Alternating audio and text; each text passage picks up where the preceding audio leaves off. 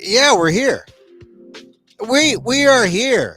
And I gotta set up my recorder here so we are recording. Hey, hi, it's Emil. It's Emil Guillermo. Emil, I'm up to you. We're usually here around 2 p.m. ish Pacific time. Live, we pop up the secret podcast, not where you regularly get your podcasts, like at you know Castbox, Spotify, those kind of places. This is just literally a secret show that we do live. We just pop up. It's like a Filipino boil. Just pop up like that. Pop up. We just pop up, and we talk about the news. I talk about myself in plural. That's not right. Oh, I'll have my guest today. My usual Friday guest, Doctor Professor Daniel Phil Gonzales. He'll be here to join me in a second.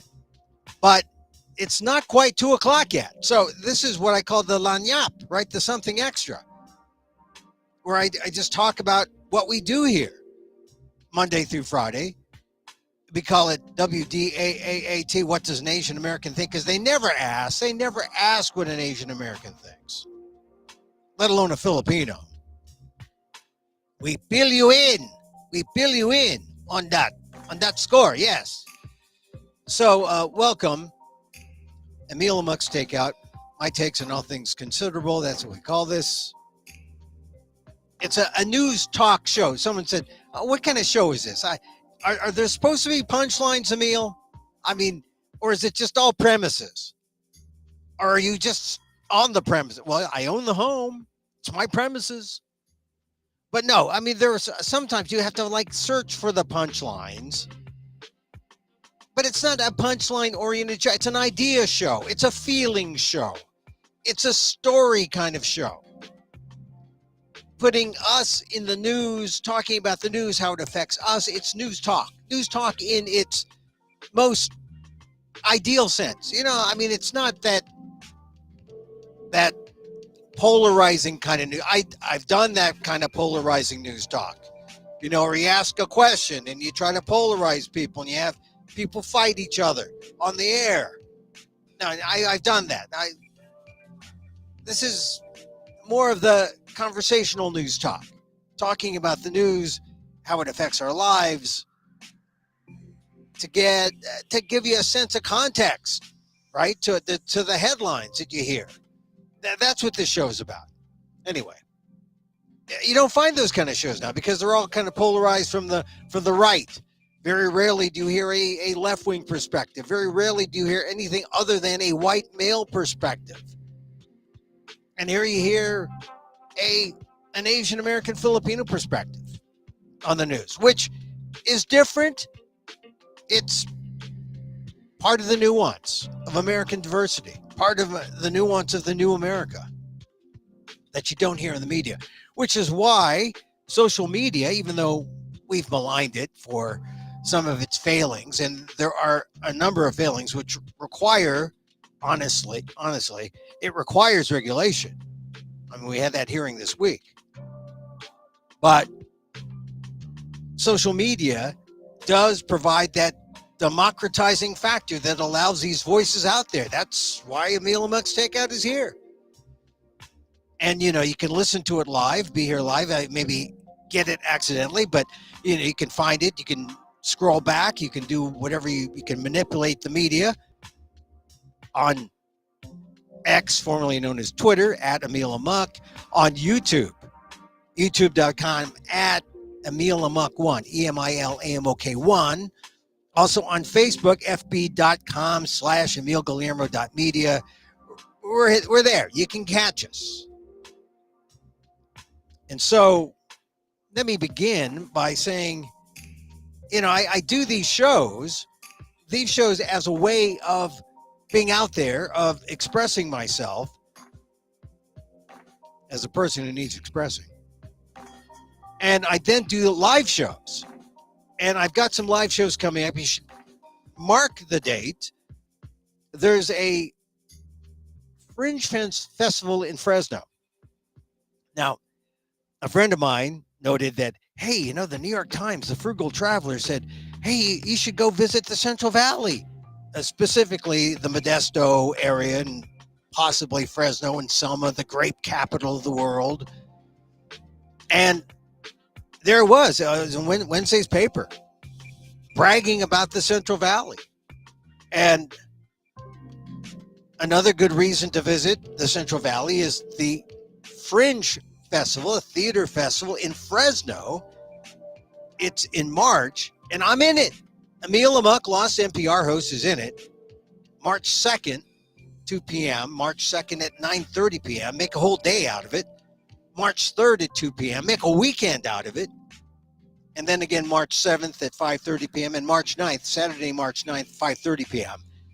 It's or 5 p.m. March 9th, Saturday.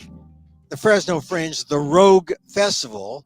It's fringy in the tradition of the Edinburgh Fringe. The Rogue Festival in Fresno. Catch it March 2nd. Emil Amok, Lost NPR host, is there. Going to be part of it. It's a new iteration. It's always different. It's always like lava, molten lava, right? My shows are like molten lava. And then, that day we shape and we refine. Check it out.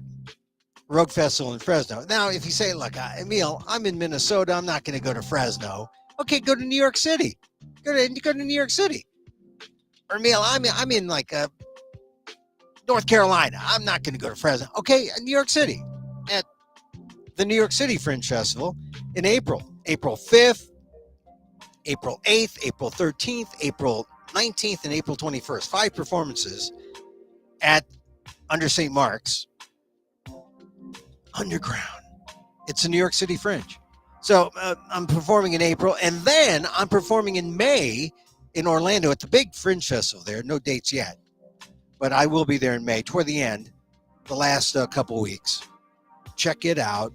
Emil Amok, Lost NPR host. Okay, so I do this as a way to kind of work out some things or talk about some things that might end up in my shows. And you're just going to have to go to the shows to see if, if that's true. You're just going to have to find out. Okay, today is also February 2nd. The groundhog indicator indicates an early spring. I don't know. Do you believe in that stuff? It's an exploitation of groundhogs. If I had a cup of tea with a groundhog and he told me exactly how he felt, I might have a different opinion. But, Groundhog Day is kind of an exploitation of the groundhog. But it's also, yesterday was the 1st. This is the 2nd day of February. Black History Month. And yesterday, on the first day of Black History Month, a person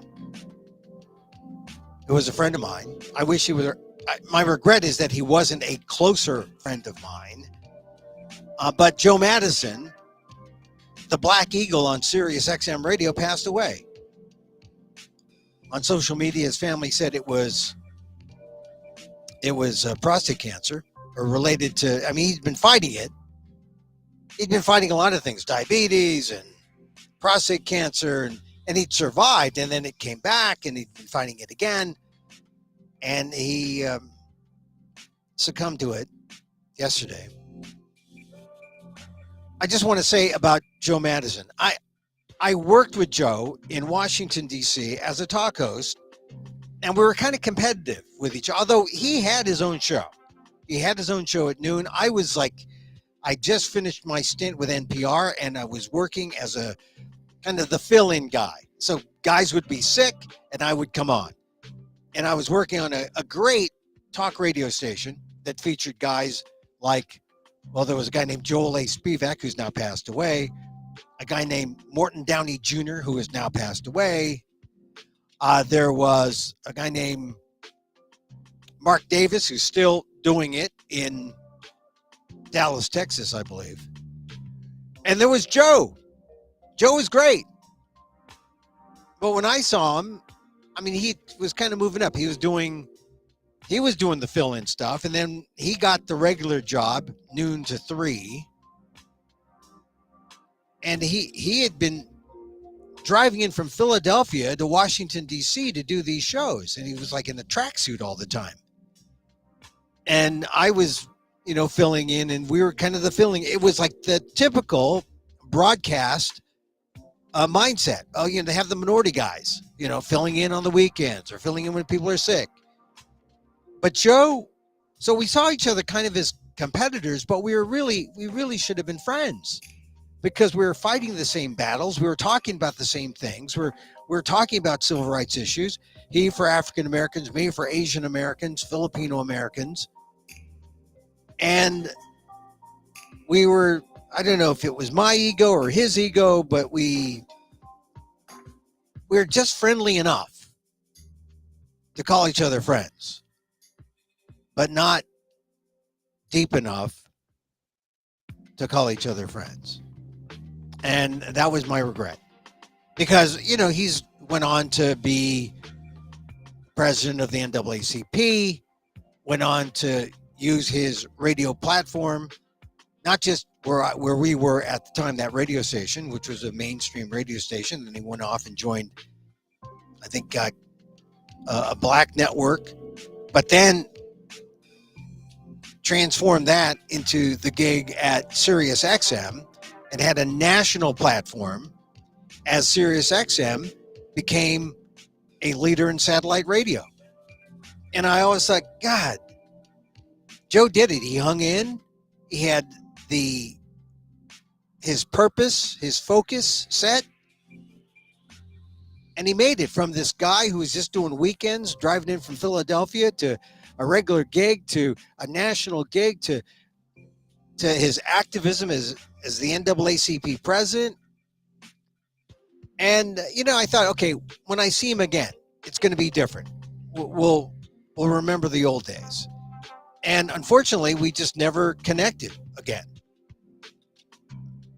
I tried a couple of times. We missed. And you always say, okay, there's going to be a time. There's going to be a time where we're going to connect. And it never happened. I mean, Joe was 74. And we actually had a lot in common. He went to Washington University in St. Louis. I didn't know that. I find that out now. I didn't go to WashU as an undergrad. I went there as a graduate student. But we could have talked about St. Louis. We had more in common than we thought. And so I was watching the news and I saw the news. Well, actually, I first saw the news about his death on social media. His family announced it. And I couldn't believe it. You just don't know. Is this really true? Is he really? And then a couple clicks. Yeah, it's true. Then I see it announced. Laura Coates, who was a mentee of Joe Madison, talked about him on her show last night. And it was sad, because Joe had prostate cancer. The big news yesterday was General Austin's prostate cancer and how he was secretive and how he regretted that he did not make a public statement or take a public action to warn people about prostate cancer because it does impact African American communities, minority communities, much more than just in general, other, mainstream populations. And so that was, the Austin information, that was always in the background. But then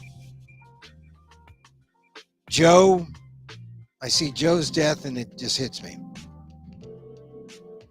I know one thing, he's big on hunger strikes. He knew the power of diet. He was a friend of Dick Gregory's. And, when I knew him, he was a little chunkier. I wasn't vegan yet. I was vegetarian. And he was trying to change his diet. I remember that. But, this is the thing about Joe. He knew that there was a lot you can do in your life to change the things that happen to your life. Like you don't have to eat all that stuff that makes you sick. You don't have to eat the diet that you think is culturally yours, fried food, that kind of meats. You don't have to go with that. You can eat healthy. You can change your life. He did. And he beat cancer. It came back. It's sad that ultimately he succumbed. He died yesterday at 74. Joe Madison. My regret again. I wish we were closer friends because we fought a lot of the same battles. So, I remember one time he was on at noon and I was doing the 9 to 12 in the morning, filling in for Joel A. Spivak, or one of the morning guys. And you trade off, when you transfer power, peaceful transfer of power between shows. That was always fun. Hey, what's going on, Joey? And it was always fun.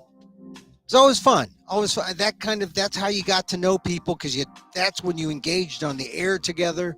Because normally you were just yourself talking to an audience.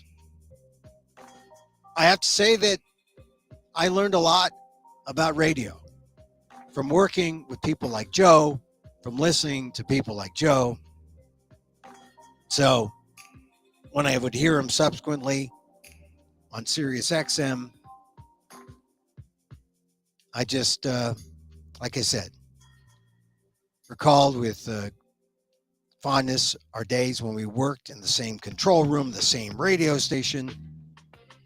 And my regret today is that we weren't closer friends than we should have been. Rest in peace, Joe Madison.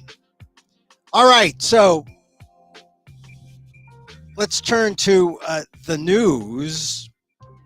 I thought, Fridays is usually when I talk about the news with my friend Daniel Phil Gonzales, who I've known for a long time, professor, San Francisco State University, College of Ethics Studies, one of the original strikers that brought on ethics studies in America, right? And so there are a couple of things I want to talk to him. One of the premier ones is what's going on in the Philippines with Rodrigo Duterte and the current president, Ferdinand Marcos Jr. Let me bring on Daniel Phil Gonzales. Hi, Dan. Hi, how's it going, man? Hey, Thanks pretty for good. having me on. Hey, no problem. You're the first one I think of when I think about Fridays, because we're gonna have Dan on. What are we gonna talk about? And the big thing now is, we're both Filipino American, and we're American first, but we look back at what's going on in the Philippines because that's important. And now we have Duterte, Rodrigo Duterte, the past president, and the current president, Ferdinand Marcos Jr., battling and bickering over drug allegations. On the surface, Marcos is saying that Rodrigo Duterte is on fentanyl, and Rodrigo Duterte has admitted that. And Duterte has said that, Bong Bong, he's using dope. So what's going on? Why are they squabbling? It actually, you could take your pick from a whole list of reasons that they're doing that embarrassing activity. Yeah. And it really all goes back to just the first month after their win back in 22. I can't believe it's already almost 2 years. But what happened initially was there was an ongoing somebody filed in the ICC, right, International Right. Court, Criminal Court, and an investigation into the so-called drug war Right. by the Duterte administration in the Right. Philippines. The That got started. Yeah, the extrajudicial killings, and which number in the thousands, the Yes, tens of thousands, and depending on whose measurement you trust, right? yeah, And if you go with Amnesty International, which is pretty good, I mean, Mm. it's in the double 20,000 or more. Yeah. And here's the thing: the ICC did rule. There were verdicts against Duterte, Yes, but but nothing happened because is it because the Philippines didn't subscribe to the ICC or because that's part of it. The the volunteers or the people who go to the ICC have to be volunteers. They have to be members. Okay, and so you have to look to either international policing like Interpol, Mm. um, because like UN decisions, right? If they make any kind of decisions, whether it's court based or Security Council, any of that stuff, in Mm. order for it to be enforced, there has to be cooperation from national agencies or courts or police, whatever. And if they don't have that, if that doesn't exist, then all you have is bare decisions, right? So It yeah, would be the the I equivalent of our Supreme Court not having the ability to mobilize the arrest and imprisonment police powers of the DOJ. so Okay, so in other words, the ICC found Duterte guilty, but they weren't able to enforce. yeah, I don't know if they found him specifically guilty, but they said that in fact there were violations, right? Which is pretty easy to prove, right? Right. And then the Thousands of question killings. question was whether or not his administration had uh, encouraged or even ordered those kinds of killings to occur, and that's of course the soft spot, whether or not you can prove that. Yeah. So in this instance, they could have been able to go forward. And now, to bring it up to date, uh, in the intervening 2 years, Marcos, I still call him Bongbong, and I still call him Junior. Yeah. But Bong bong. Junior went ahead and said that he wanted to join the ICC. So that's a major problem between him and Rodrigo Senior.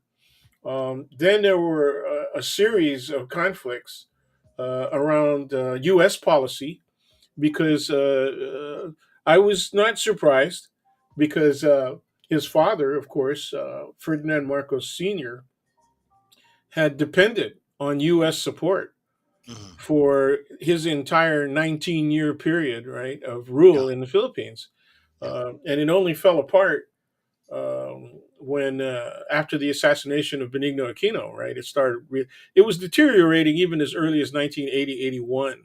but uh, because forces that were connected to Marcos all over the world were being connected to actions against former Filipino citizens in other parts of the world, Right. including Seattle, Washington. With the famous cases that were only recently resolved. I think they took more than 10 years in federal courts to prove those cases out. And I'm talking about the Domingo and Viernes murders Right. having to do with the ILW Local 37 up there in Seattle. Right. So And this there's a has lot to of do. that activity. And Yeah. so the Marcos Jr. was opening, he has opened Philippine military bases to the presence of American military forces. Mhm. And this is all a part of the U.S. plan to make China hesitate in terms of its expansion of military power, particularly naval and air power Mhm. in South China Sea. Right, and already you're bringing up the basic conflict between Duterte and Marcos because as Marcos goes closer to the United States, Duterte during his reign was going away from the United States and closer to China and closer to Russia even. Yes, And, absolutely. And and and so yeah, he also famously called the former President Obama a son of a bitch. yeah, Duterte Uh, did. yeah, he did, Yeah, and it was interesting to see how American media translated "putang ina," yeah. So that well, doesn't that mean could have son been of a your bitch. It means that your mother's a whore, is what it means. So yeah. but I don't know who the hell is doing the translating for to American media, No, but no, well, yeah. Putangina is pretty pretty All right. easy to So, translate. all right. So you got that conflict, and then basically Duterte thinks Marcos Jr. should be beholden to Duterte because if it wasn't for Duterte essentially pardoning Marcos Jr.'s father, the dictator Ferdinand Marcos Sr., and burying him in the Heroes Cemetery in the Philippines, essentially, whitewashing martial law and the reign of Marcos's terror. I mean, I don't know if Marcos would have won again. As the next generation, the Marcoses would have been able to take power, but Duterte enabled all that. Yeah, I think he was definitely a major influence. I don't know that I would credit him entirely with their success in winning the election. Yeah, but You Dan, know, the but Marcos just paid the price, right? Because yeah, yeah, but they took Sarah Duterte in as VP. yeah, but So Dan, if you allow Marcos, who was in cold storage up in Ilocos for years, if you allow him to be buried in the national cemetery, I think that happened like 2005. I forget the exact date, but that was a key moment that yes, that allowed people to say, "Oh, well, I guess martial law wasn't so bad." Because I remember, don't. Nah, you don't I think the think it was the burial? beginning. Yeah, nah, I think it was the beginning of that. Yeah. I think it was the beginning of that. I think it was probably 50-50. There were a lot of people that protested against that, but it was the Yes. beginning of the reform, the reformation of Hmm. the Marcos legacy and martial law, Hmm. and what it did was permit people to at least discuss Marcos in a more neutral light, right? Right. To And they allow were maybe very. forgive. Yeah, to allow forgiveness, which is essentially what happened. There you People said, go. "Oh, That's a Marco's much doing that better bad. We approach. we forgive him." But I but think it that's a also. much better approach. And then once you forgive and you allow people to discuss it in more neutral terms, then you can Mhm. point out some of the Marcos successes, right? No, And a there were lot a of few. they had a lot of image successes. You Yeah, know, besides enriching themselves and their cadre, they had a lot of image successes, yeah. and the Filipinos saw themselves in a really positive light during especially the first.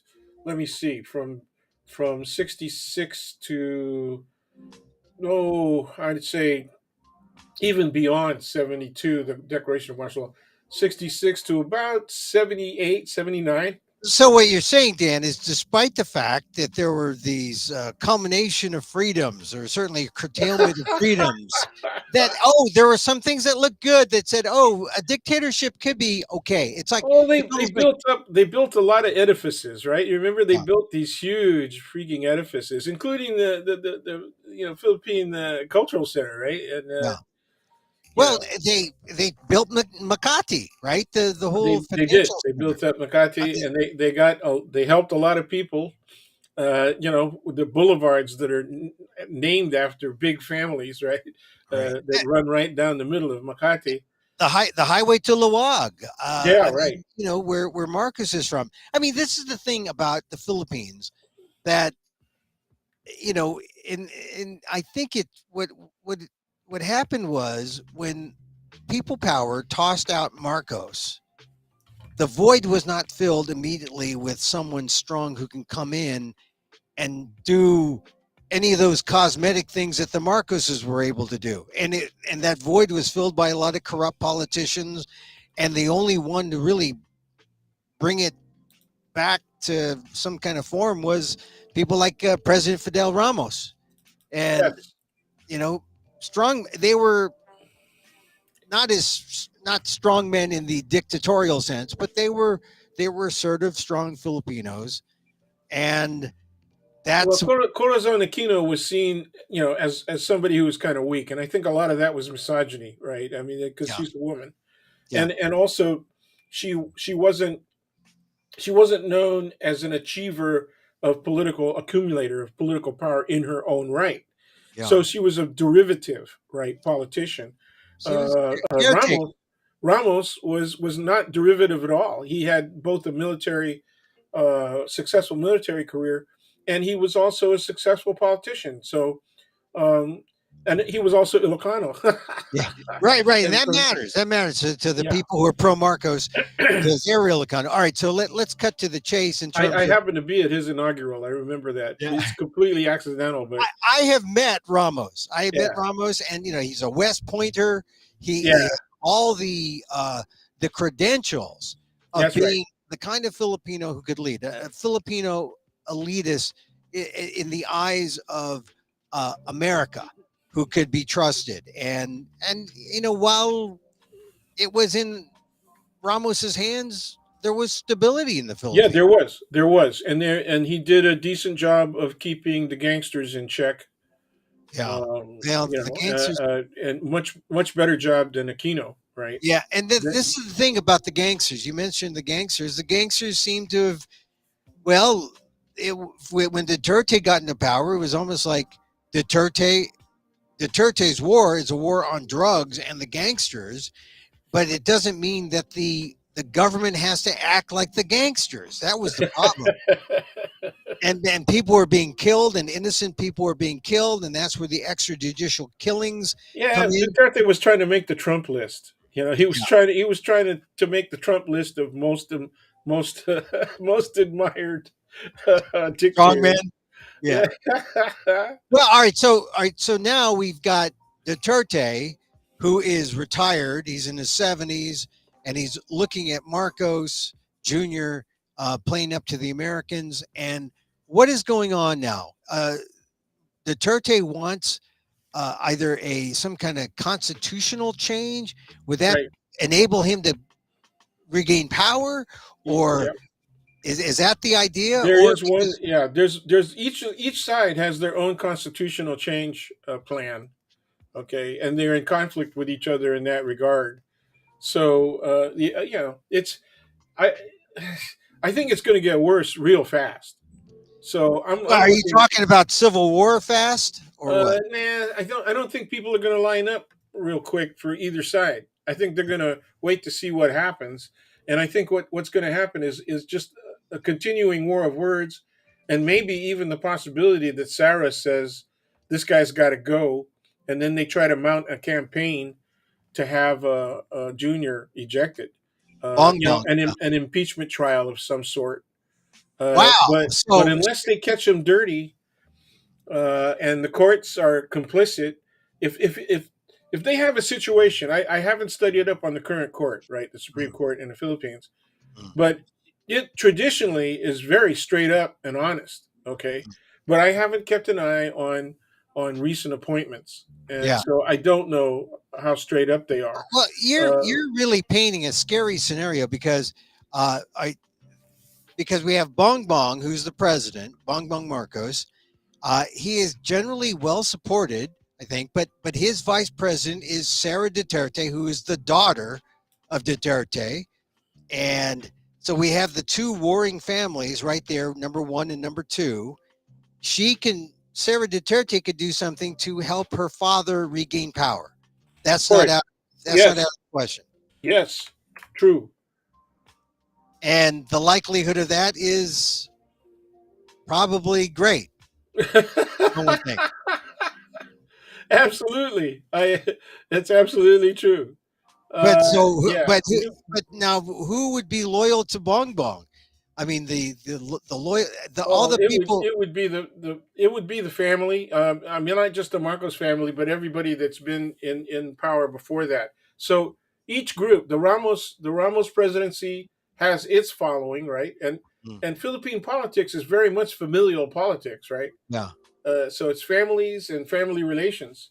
Uh, and geez, I And lost my. where is Aquino? Where are the Aquino folks? Where are the people who we met here in America Oh, who were anti? they would be lining up. Um, they're not going to be lining up behind Marcos, and they're not going to be lining up against behind Duterte either. So they would Okay, be so the third group. there could be a third group. I mean, Oh, I've this would always, be we've this would had be this conversation. We've been close to this kind of conversation before. And I have always said that despite how the Philippines looks, and despite how rancid, right, their elite power machinery looks, Mm. uh, how smelly some of the elitists look, and how terrible, really horrendous the Duterte administration was. Okay, Mm. the reality is there is an underlying element of people who really want the common good to be served in the Philippines. And they are among the Philippine elite. You know who they are. I know who they are. I don't want to get them injured All or right, killed. but how about this? You've got the Romualdez, right? That you have the Speaker of the Congress who is related to Imelda, right? Yep, that's And her so maiden that would name. be a Marcos. That would be a Marcos. So some people already, maybe the Aquinos have, and the Marcoses. I don't know. Maybe not. It's possible. The Aquinos could line up with the Marcoses, but the Aquinos are a power on their own. Yeah. Uh, So uh, who's the up and coming Aquino who might challenge and say, I don't know. I "Hey, haven't been playing. I haven't been watching that carefully. yeah, neither You're, I." you know, But that's a possibility. Now, who would the Americans want? Because that's always a key. it's going to be somebody. I think they would back up Marcos. Well, right now, you've seen all the meetings between Blinken and Marcos within the last year or so. Yep. I mean, I think the U.S. has made a choice that they're with Marcos, but I'm just trying to think of any other Philippine politician who even comes close, and there isn't one. But it's going to mean a kind of a, not that Philippine Americans are going to be, aren't going to be paying attention to all this, but they're not going to be crazy about a Marcos. No, not Filipino Americans. It's going to come down to who the elites are going to back, and if we're going to talk about just the American political system, Mm. it's going to be Marcos that they support. They can't possibly support Duterte. He represents too much, of the immoral, amoral, unethical, illegal Yeah. kind of dictatorship that his Well, but look, administration was. But but look, the corruption though, it's like Trump. I mean, the Republicans had been succeeding at getting conservative, so-called conservative and right-wing judges and justices appointed, Mhm. and because the Democrats were really weak on that, they weren't watching the pot, and Yeah. so the same thing has happened in the Philippines, and that's why as soon as we're done talking, I'm going to be looking up who's on the court Yeah. Well, because well, that's where it's well, going to go. well, Dan, a name that a lot of Americans know, and it's because of sports, is Manny Pacquiao. But Manny Pacquiao, the senator now, Yeah. I think because of his homophobic views, has lost a lot of popularity. Oh He's yeah, no sure, longer boxing, and sure. he's seen as a bigot. Yeah, He kind of, and the gay population in the Philippines is a large one, yeah, and the lesbian population is large too. And LGBTQ generally is big in the Philippines, yeah. and I don't know if non-Filipinos know that, but I was surprised when I was introduced to the size of that culture, and I observed way back in the '60s Oh yeah, a gay beauty contest, and it was unbelievable. I mean, yeah. some of the contestants looked like very beautiful and sexy women, and Yeah, it I was, mean, they it make was unreal. RuPaul. They make RuPaul look like a man. Yeah, yeah, That's how yeah. good they are. That's how good they. There was a show on TV, a couple of years back, and I Yeah. remember that they did a news program. It might have been 60 Minutes or something like that, but Hmm. they did a news program on what it means to be gay and transsexual and all that stuff in Asia, Yeah. and they showed a beauty contest. Oh And I yeah. think a lot of people said, "Wow, that's unbelievable!" Hey, look here in America, the Gay Asian Pacific American Group (GAPA). They have yeah, they do. these Yeah, that's right, Kappa. beauty pageants, and the Filipinos are always the most beautiful. Yeah, And I have to admit, in my family, when I went to the Philippines in the '80s, I met one of my cousins I hadn't met ever. I go back right, there, right. And so I met Gigi, and Gigi I thought was Gregory, but it was Gigi, and she was very well. It was officially a he, but dressed as a she, and very attractive cousin of mine. I don't know. I haven't. I've lost touch with Gigi, but I hope she's fine. Yep, But it's a thing. It's a cultural thing in it's the a thing. Philippines. It Yeah, is a thing. I mean, they have large scale beauty contests. yeah, I was wondering why the hell I was starting to question my closest cousin's sexuality. yeah. Because And I then said, why the hell is he bringing me here? yeah, yeah. You have to use the eggplant test. Oh, here's an eggplant. What do you think? What do you think? All right, so Dan, we'll watch what's happening in the Philippines, but is it's serious, right? Oh, it's serious. I think it's going to go to the courts, and now I'm really curious about who's sitting on those courts. But it's really dangerous. I mean, there was a period during the Duterte administration where judges were being murdered in front of their house. Yeah. I Oh mean, yeah. Well, this is the thing. If Duterte gets back into power, the way he killed drug dealers, what do you think he's not going to use the same approach to everyone else yeah. who gets in his way? Well, he didn't have to kill him because they had all of these willing people that wanted to get on the power side, the side of power. That's the same thing that happened during the Marcos regime. He Yeah. was not personally responsible.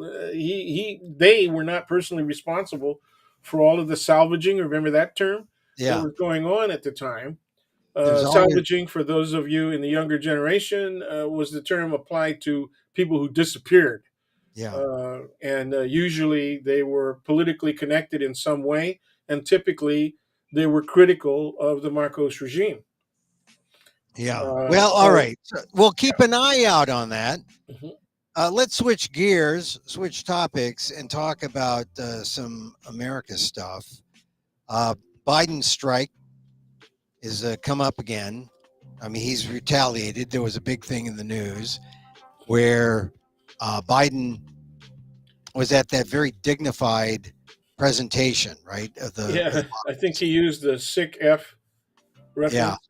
yeah, yeah, yeah. But the presentation of the bodies today in Dover, I mean, very touching. Yes, Um, yes, and the and families did not want heavy press coverage. One right, of the families anyway. And he asked in advance if it was okay if he attended, and they of course said they would be honored. yeah, But he is, I think, they're being subtle enough. But he has again mentioned how the former president uh, described people who volunteered to serve in the military, and described also his comments made to his former chief of staff, General Kelly. yeah, And that's stuff that people need to hear. That I yeah, personally, I can tell you that when I was crewing, mm, on my cousin's boat, when I was crewing, and he's a retired military. mm, When I was crewing on his boat, the most consistent crew were also veterans, U.S. veterans. mm, And they were not Asian, they were not Filipino. One was Latino, but very Americanized Latino, mm. and the other was an Anglo. Um, and they were very much anti-Hillary at the time. So this is when Trump announced that he was going to run, Mm, and we would have discussions about those issues, and they were also extremely anti Nancy Pelosi. mm. One was particularly critical, um, and a lot of their positions were based on disinformation. And So I said, well, if you take a look I said, I'll be the first one to criticize Feinstein and Pelosi for some of the decisions they made about, for example, military bases in the Bay Area and in California, right? mm, And then with Feinstein, all over the country, I said I'll be the first one to criticize because they made a lot of what I consider errors. Uh, but you could see what they wanted to do was demilitarize as much as possible. Uh, and get us out of this mode Yeah. of wanting to meet everything with military challenge, right? That could lead to further hostilities. So I understood what they were doing, but on a micro scale, their policies were really not helpful. Okay. Okay. Uh, But what do you are you saying though that Biden by striking the U.S. launched the airstrikes against Iranian forces and allied militias in Iraq and Syria today, and this is in retaliation for that drone attack that killed the 3 U.S. soldiers. Are you saying this is a political move by Biden to sort of bring those people into, behind him? No, I don't think so. I think it's the correct military move. Mm. It's political in the sense that everybody's going to be watching how this works out, and of course, the Republicans and the whole right wing they're going to want this to fail miserably, so they can call him a coward and Yeah, but they a want it weak to fail, president. but they would strike too. I mean, Well, yes, they would be yes, the but they want and hawkish. but they want him to fail so that they can say he doesn't know how to strike. Right. that, Okay. that if you had a stronger president in there that was more willing to do something a little more harsh. I mean, you know what's his name? Lindsey Graham. Yeah. He's talking about direct strikes into Iran. Right. Right. Yeah. He You said know, that the and other day. But here's the other thing, and I wondered this: Did was there any consultation with Congress? Was there any authorization to move in this way, or is this just below the level so that it doesn't require a vote? Because I was surprised. he's commander in chief. He is commander in Yeah, chief. I I mean, if you know, just but take a look at at Article 2, that's who yes, but he don't is. you need an authorization You to don't need move? an authorization. You could use an authorization if you're going to have an extended, okay, military presence. But what they're doing is these are, in my opinion, these are emergency executive strikes. You need a president that can do it right, and and that can do it as quickly as possible. Look at the bozos on the right were immediately saying, "You got to strike now. You got to strike now. Today Right, he's too slow. He's so weak." You know, right. you got to be calculating about these things. Well, this is what Look at all of the places these people could strike from. well, this is They could what strike Biden from said. all over the place, and you know who is at greatest risk is Israel. Yeah, Okay, and Netanyahu and his stupidity and his fear about being exposed to finally being persecuted and prosecuted as a civilian, right? yeah, That's what's governing his behavior. So yeah, he is in a very Trump like situation, and the Israelis better get their act together and understand. Okay, you want to take this guy out now. They're saying we don't want to do it, while we got to wipe out Hamas and all that stuff. That is a right wing calculation, and they're yeah. still being stirred around by the people who are willing to displace Palestinians in the West Bank, Yeah, well, I still would with like. fake military. I mean, the settlers that dress up like they're military and Right, then use weaponry right, to drive people out of their own homes that they've lived in for generations. This is also going on in the West Bank. That's even outside of Gaza. So the whole Arab world is looking at this, right? The Iranians have influence in at least 5 different places where they've got a significant amount of military investment. We're talking about missiles, short range, long range, and they got everything except air power. These guys. yeah. Well, look, I think Biden has to be strong. This is what he said. He said, "Our response began today. Will continue at times in places of our choosing. The United States does not seek conflict in the Middle East or Yeah, anywhere else in the world." I mean, I guess he has to say that because yeah, no one, I don't think anyone wants a broader conflict, but this is a statement that Biden put out. But let all those who might seek to do us harm know this: if you harm an American, we will respond. I'm happy that we had these 3 African American soldiers who were killed, and now we are avenging, their death because it's been a while. It's been a couple days, and finally here comes an action. And part of me is happy to see that. I would have liked to have had more discussion, maybe. The strikes began at midnight local time, hit more than 85 targets with long range bombers flown in from the U.S., the Pentagon said. And this is what they're attacking. They struck command and control operations, centers, intelligence centers, rockets, missiles, unmanned air vehicle storages, logistics and munition supply chain facilities of militia groups and their IRGC sponsors who facilitated attacks against U.S. and coalition forces. So it it sounds like we're not going to get innocent people caught in the middle, but it's like, we'll strike down your war forces, but I hope that it's not prolonged, and I Well, hope, now we got to wait and see what the Iranians do. We got to wait and see what the Yemenis do. The yeah. Houthis. Well, this is the thing about any kind of war, any kind of conflict like this. You don't want to get into this. Was there a diplomatic way to deal with this, or is that out of the question? As long No, when I think you there lose, was. I think there has been a backdoor contact yeah, all along, and I think the Iranians know that. But the mullahs want a posture. They want yeah, a posture strength. They have to do this because they have to keep their thumb down on their general population. yeah, Underneath all of this stuff that this religious state mhm, control, right, has been as an imposition since 1979. You know, uh, in Iran is it's really a powder keg yeah, underneath there because I remember saying to my wife, if I were an Iranian woman right now, I'd be putting together a guerrilla a guerrilla unit yeah, or two. But that's what's going to happen. I mean, they can't. The mullahs are crazy. yeah. Well, They're and trying they to don't, take this society backwards, and they rely on their oil reserves to do it. and, So and they don't care about casualties no, they don't. on either side, and then that's the thing. And when you're basically a pacifist like I am, I mean, I understand that sometimes.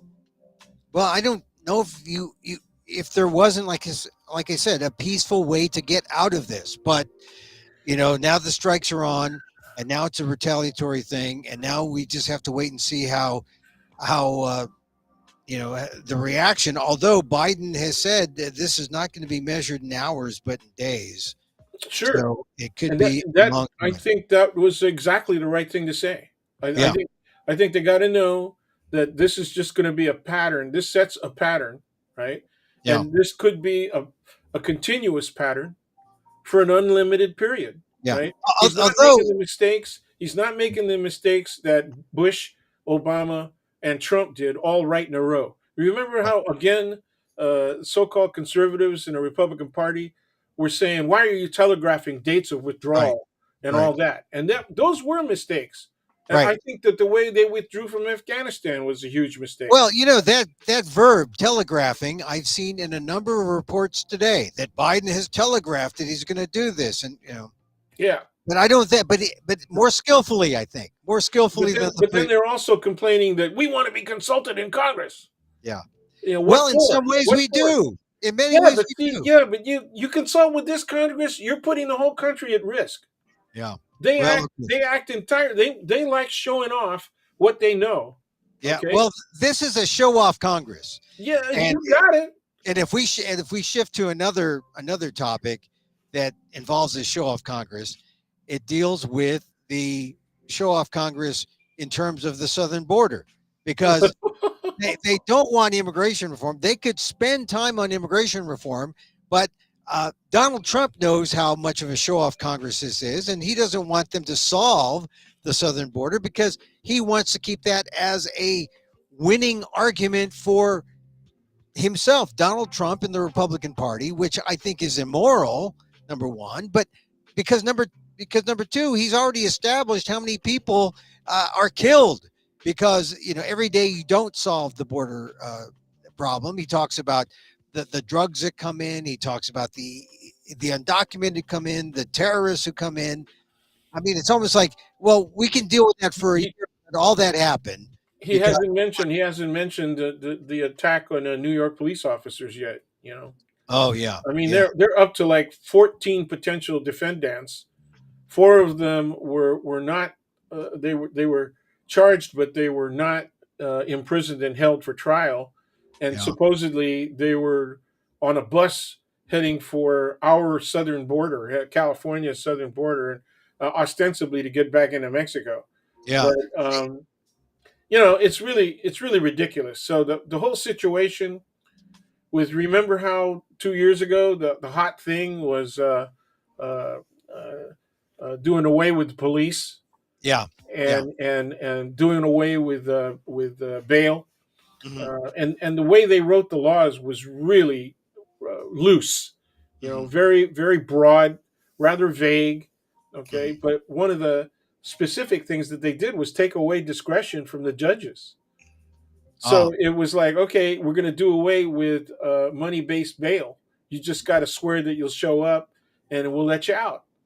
And so some idiot judge did that in the instances of the four attackers of the New York City police, right. and they're out. And so it supplies the right with a ready argument that the left is completely idiotic when it comes to Yeah. dealing with crime, and now See, we're permitting the attacks on the police. So we have the right that attacks the police, right? yeah. Okay, in the instance of not just January 6th, but when they bust somebody like the DOJ, they keep saying these are all unfounded attacks, right? These are witch hunts.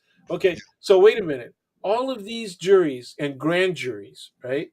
Are engaged with the DOJ in a conspiracy to make stuff up, and then put people on trial in Yeah. front of judges who are also willing to be complicit in the conspiracy to make stuff up. I Yeah. mean, See, that's how extreme what you can call their logic is. yeah, Okay. I know this politics. People hear it and they scratch their head and say, "This doesn't make sense. What's going on?" They lose faith in all of this, and that's why Yeah, but who was the biggest purveyor of no faith in government? There was a famous quote. I'll give it to you right now. Government is the problem. Who said that? I think Ronald Reagan said You that. got it. Yeah. Right on the money. Yeah, because it's always big government, right? And big government, and here's the thing: if they don't want government, they should get out of government and let the people who want to solve things with government go in and solve it. What happens is the American public, they want to live their lives. They believe in representative government. They elect representatives. They want them to go in and do the right thing. And when they don't, regular folks who are looking at all this representative government baloney, they lose faith. Yes. And this is, I think, a kind of irreparable harm that's going to, we talk about trying to save democracy, but when Well, people see that, democracy isn't working, they might say, well, let's get something that does work. I don't know well, what. it started. It was a perfect storm that started during the Nixon administration, Mm, when he should have been impeached, right? right. And then when he rescued himself by resigning, he should have been prosecuted, but then Yeah. he was pardoned. Okay, so there was a large segment of American society that saw that whole process as being bunk, right? Yeah. Because his whole his whole West Wing went to jail. Remember? Yeah. Yeah, Yeah. I mean, the guy that did the least time was John Dean, right? He did a couple of years, Yeah. but the other guys did longer periods of time. Some of them resurrected themselves. They found Jesus, right, while they were in prison. Yeah. G. Gordon Liddy. G. Gordon. G. Gordon Liddy was the most famous one of those guys. Yeah. And John Dean, for a while, even in the early days of the Trump administration, was asked by some of the news networks, right, to come on and talk about it because of the comparison that was being made between Nixon, right, and Mm, and Trump, and all of the lies and stuff that were being told at the time. yeah. So, but they ignored the fact that some of the big lies were done in the Reagan administration as well. You Yeah. know, with Iran Gate, to open the doors, and then the Ollie North Mm, scheme with, and what did they do? They arrested freaking Noriega, right, from Panama, and put his ass in a lifetime mansion. He's got a really nice mansion, man. Yeah. Uh, you know, Well, I just I want to know. Like a lot of people I talk to are not political, but they fear what's happening to our country, and they fear that the leaders are screwing up so badly that a lot of people are just turned off. yeah, It's that's right, they're and turned that's a off. danger. They're part of the danger mechanism. When they're turned off, they're kind of just saying "que sera sera," right? Yeah, yeah, I yeah, mean, what happens is going to happen, and to be dismissive like that is to, when I say in my classes, just take a big yellow paintbrush and paint a V on your forehead, okay? Because all you're doing is making yourself a victim. If you are not active in the process, in the political process, then you're along for the ride. yeah. You're strictly a victim. I know. You know, the thing is, you can't give up because as soon as you That's give right. up, then I mean, you can only do what you can do, and you can hope that when you do something, others will follow. But if you give up, it is almost it's the beginning of the end, and Well, it's remember this: tune in, turn on, drop out. oh yeah, I remember that. Yeah, You were just a kid. You were a little kid, but I was in high school and college when that was happening. 60s, And 60s. and yeah, and people were joining communes and trying to live that kind of life Yeah, and turn away from the general society.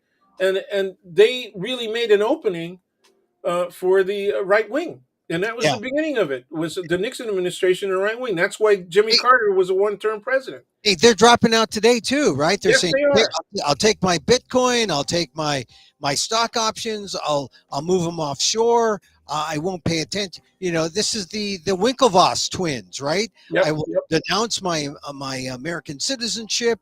I don't need democracy. I just need my life. It's a ultimate selfishness, and it's sad because it's this is what's happening to America. This is capitalism. This is global capitalism, right? It's the worst. It's the worst effects of an out of control form of capitalism, Yeah, right? yeah. And being protected. I mean, we're really close to fascism right now, and people don't realize that. You got the unity of all of the powers that are necessary to establish an oligarchy in Mhm. in in American society, and the people just don't see it because they've not been educated to see it, to look See, for it. and this is why it's important that we talked about Duterte and Marcos because Filipino Americans here, and there are some wealthy ones who are mostly Filipino.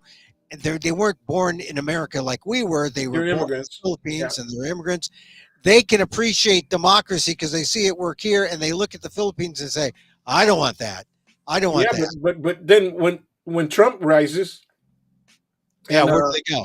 Where do they some go? of them may have voted for Trump. What's the difference between Trump and And Duterte. yeah? Well, Duterte is an extreme case, but Well, because Trump won't be that much less extreme if he gets in. well, Not he the didn't. second time We can't. around. The only reason that a whole lot of people died under Trump is because of COVID. Yeah, Okay, but just wait until he gets immunity. Because if he gets immunity and he can send SEAL Team 6 to go in and but kill whoever he wants, yeah, we're probably on their list. So yeah, I mean that is the thing. Anyway, but Trump is a strong man. Filipinos who have lived both in the Philippines and here know why we should fear strong men because they don't like him as strong as Duterte or Marcos, but they like him, you know, not meek, but they want a strong democratic leader, not like Trump. yeah, Uh, well, and Marcos could be that guy. I mean, yeah. I'm not as much as I have this really heavy bias, right, against everything that the Marcos has stood for. Uh-huh. Ferdinand and Imelda, Yeah. and I look at the children, and I saw how they lived their earlier adult lives, and Uh, they were real rectums. The yeah. way Yeah. that really arrogant. Um, I can't even remember who our neighbor was here who had that. They had a house in Woodside, Mhm. and they all they had to do was travel down what's the main drag, starts with an R. Oh, Redwood Boulevard, and they Mhm. would just go all the way down there to San Mateo, and they had their own private freaking disco. Do you remember that place? Oh yeah, yeah, Groucho's, yeah, right at the foot of the San Mateo Bridge. yeah, Yeah, I mean, they were living their life. I mean, I would drive past there and sit in the parking lot just to see who pulled up, right? And yeah. they'd be pulling up in Benzes and Ferraris and Porsches, and and it's like, okay, these are all people that swing with them, and you still see their names now. I mean, look at Sarah. Well, no, yeah, Who? Sarah Rodrigo. Yeah, no, I can't. I'm trying to remember one of the other family names is an Araneta. Oh, And the I think that's Araneta. that's Bong's wife.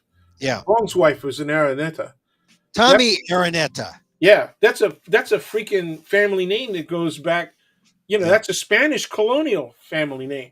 yeah. That Well, all right. So look, let's switch topics again to some of the things that were in the news today. More Asian American Christopher Wray went out there and said that China is the biggest threat to a generational threat to American life. Yeah, but Talked about, China is striking back by saying, "Yeah, but we caught a couple of yours too." yeah. Well, I mean, there's Chinese hackers. My point is, we are in this era now where every time Christopher A does this, it seems like he is like he's playing into this idea that there are people who are going to listen to this and play into the Chinese xenophobic stereotype. And the one thing that was different this time is that he had this disclaimer. He said, I don't mean the Chinese people. I don't mean Asian Americans of Chinese descent. I mean the Chinese government. Do you think it's going to make any difference? I wrote about this in my ALDEF column. I don't know if it's going to make a difference because people are going Nah, to hear. nah, no. No, it wouldn't make any difference because we do not have a Muhammad Ali. If we had a Muhammad Ali, right, that could rescue us from centuries of of alienation as otherization, right? As Mm, we're the other, right? The classic others were, yeah, African descent, formerly enslaved people, and indigenous people. Okay, those are the other others, right? And then we're the other. Okay, Asian Americans are the yeah, other. Asian Americans, particularly Pacific Islanders too, to a certain extent, but they don't like being included with us, group wise. Okay, so I'm just going to say Asians, people Yeah, that range from Asia, right, right. all the way to Western Asia. Okay, which we called what, Asia Minor in the Asian American. past. So you're including like the Uyghurs and you're Sure, including everybody, every everybody that's everybody that's got dark hair and tight eyes. yeah. So I mean, how about the Arabs? Arab Americans are they? That's close enough. I get a lot of Arabs in my classes They're because they're Asians, you and know, they were in the news too because they're not budging for Biden. They want yeah, Biden to yeah. to fix his policies toward Well, yeah, Palestine and Gaza. I had an interesting relationship with my Arab students because most of them were men, Uh-huh. and they had part interest in nightclubs. Oh yeah. Yeah, Well, yeah. remember Well, the '80s and '90s? The guys yeah. with I gold do. chains and Yeah. yeah, they. Well, So I they're look. always inviting me downtown, but I said I have a wife and young sons, Yeah. so I can't be partying. The Arabs they had the nightclubs and they also had the grocery stores for a while Yes, they had the grocery store, and in San Francisco. The Palestinians had the liquor stores. Yeah. Well, I'm just saying that uh, when I wrote about Christopher Wray and his dumping on, saying, hey, the Chinese are the threat, but It ain't gonna help. I thought it was the same old Yeah, it is. until he had the disclaimer saying, I don't mean the Chinese Americans, and it's almost like be kind, but you know what happened, when Biden took over, Biden had to say to the people, look, don't be vicious toward Asian Americans. They're Americans too.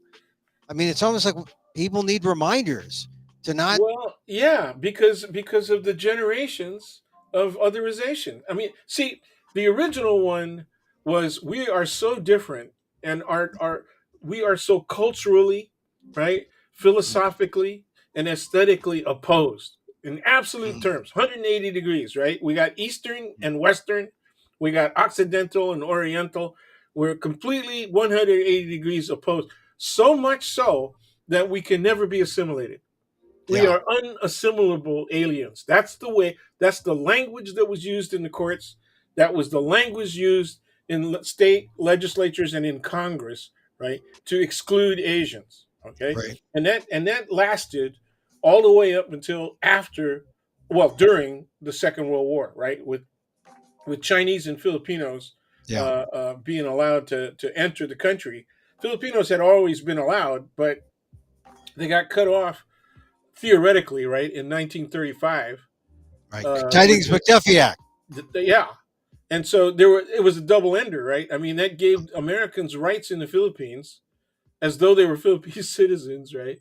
And then it excluded us down to a trickle, Yeah, and then it also provided that by the 10th year, which would have been without the war, right, 1945, we're completely independent, and they also started to reduce most favored nation status, so that they were starting to impose tariffs mhm. against goods coming into the United States. So the elites, and especially the post-Spanish colonial elites, the developing Filipino elite, right? We call them the Ilustrados, the Mestizo elites, right? They Mhm. had benefited from most favored nation status, and they were getting good money. They were getting good pay.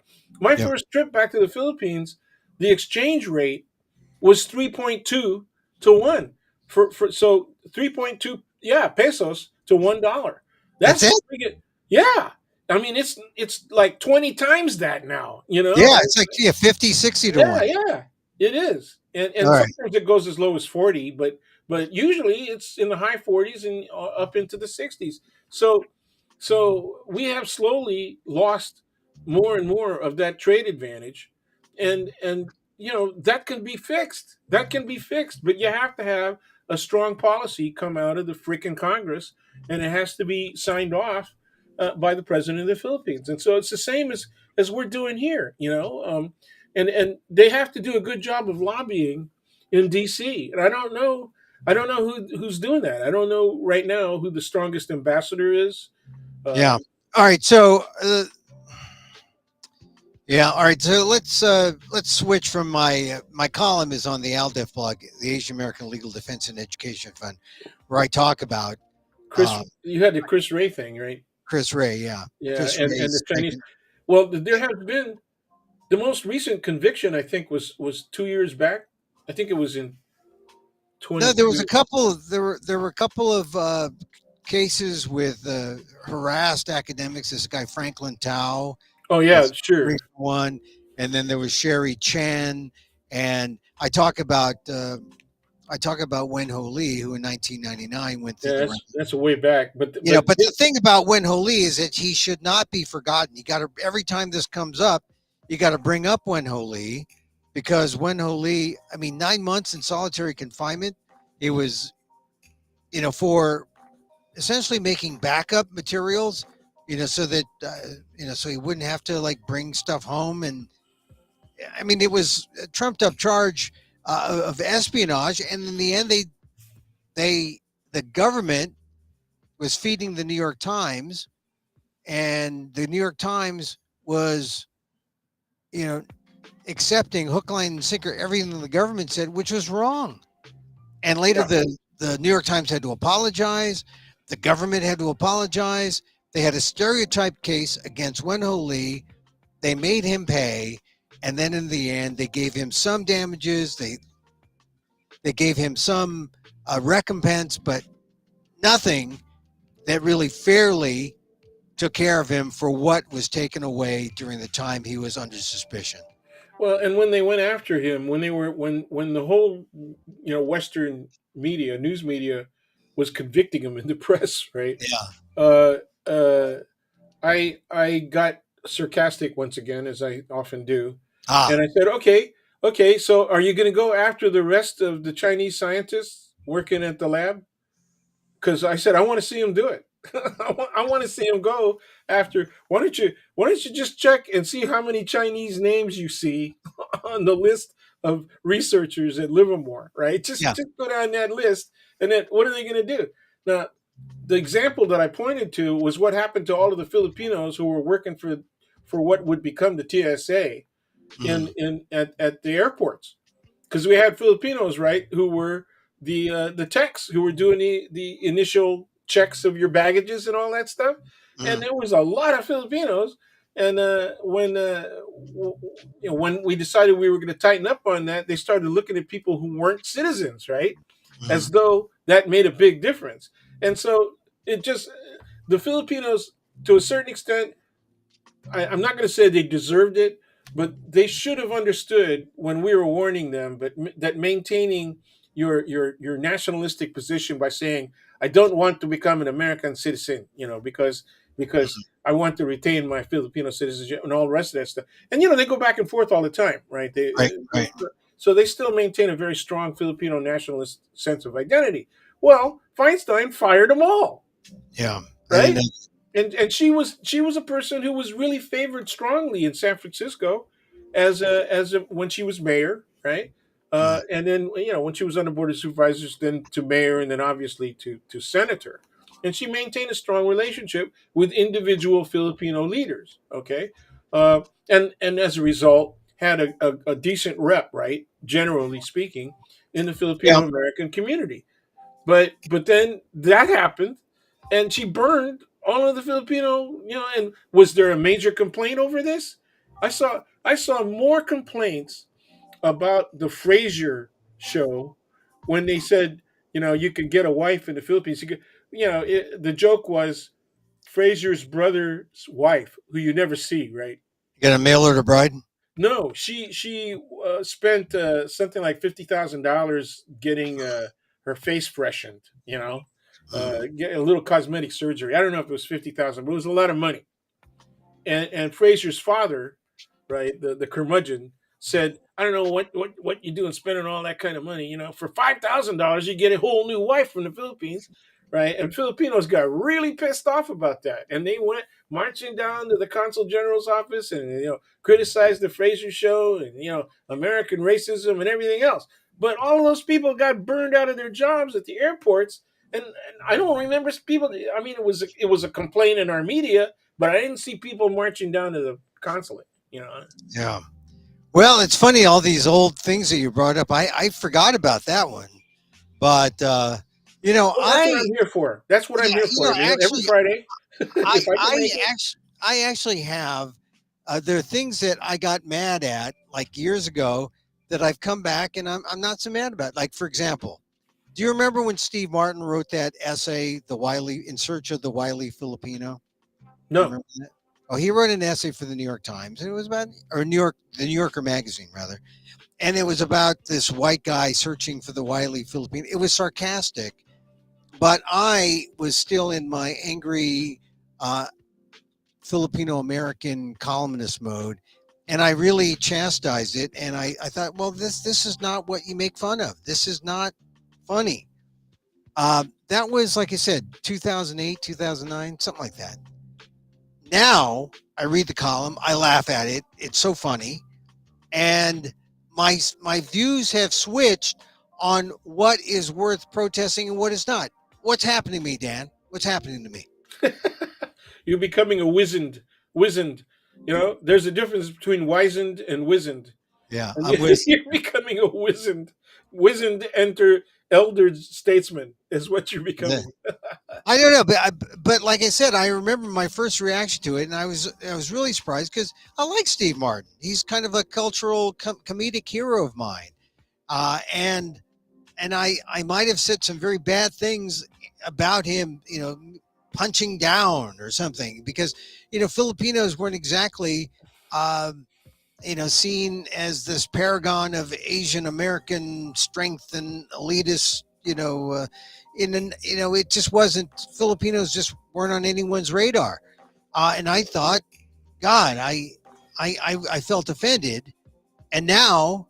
Many years later, I think, wow, what a genius piece of comic writing. It's so funny.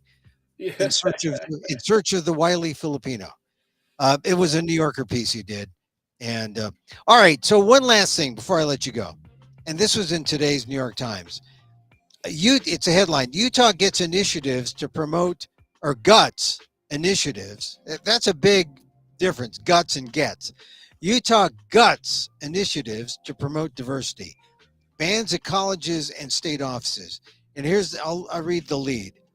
Uh, Governor Spencer Cox of Utah signed a sweeping bill that pared back diversity, equity, and inclusion programs at the state's educational institutions and government offices, the latest state to take action amid the broader national backlash against such efforts. The law prohibits any program, office, or initiative that has diversity, equity, and inclusion in its name or asserts that meritocracy is inherently racist or sexist. It also requires student support services to be open to all students, outlawing efforts that focus on students of certain races or genders. So, this is a part of a massive effort across the United States. This is just the latest in Utah. You at San Francisco State back in the 60s were part of the strike that brought on College of Ethnic Studies, that brought on, you know, this this modern idea of diversity. It's evolved into this modern idea of diversity. What's your reaction to Utah? Because it's going to be state by state now. It looks like this is the latest, and Well, we it's knew this was coming, right? I yeah, mean, the Harvard decision, mhm, even though it had to do with admissions policy, yeah, our previous discussions, we said the next move is employment, is the workplace. yeah, Okay, and then I talked about the 1990s uh, uh, pro- propositions, right? Specifically 209. yeah. So what was that? That was 19. It was the later 90s because it was 94. No, it was like yeah, it was like yeah, it was in the 90s, It 98, was 99. yeah, it was around 97, 98, something like that. But anyway, 209 comes out and it gets popularly passed, Mhm, but it fails because it was unconstitutional even under California state law, as well as unconstitutional because of its broad sweep and all that under federal law. So now we have a Supreme Court. That's the difference, right? mhm, That's the problem. Is we mhm. got a Supreme Court that made this Harvard decision, and so it's clear now that it's possible if somebody wants to challenge at the employment level, Yeah. you know, they could do so. And so it's the economic stuff that people dislike the most. Well, but this isn't just. Well, this is both at the workplace, but also at schools, right? It is primarily at schools and it's educational, Right, okay, but right, it also it threatens teachers, right? right, right. Because Well, it's a content based prohibition. but Um, it's state offices, so that's the employment, and colleges. So state yeah. offices, if you're employed by the state, you're impacted, but it's not necessarily private business. It's not necessarily because they wouldn't have private business wouldn't have to follow diversity, equity, and inclusion policies necessarily. Well, I got this quote from my source. It says that's the governor, right? Cox previously called requiring employees to sign statements in support of workplace and campus diversity, equity, and inclusion, or DEI, Ah, as quote awful, bordering on evil, mm, unquote. Okay, when you use the word evil, right, you're talking not about a legal uh, concept, you're talking about a moral concept, right?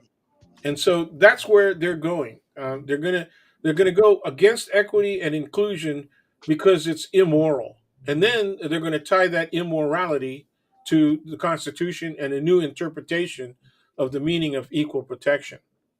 That's what they're going to have to do. because the arguments that are going to come out against these kinds of decisions are going to be an equal protection argument. That's how the Harvard case was decided. It was an equal protection argument. Right. And so they're saying it's immoral to exclude. There's yeah, but the reversal, we used immoral to exclude to develop DEI concepts and programs, right? They're using it's immoral to exclude by showing that this affects white people.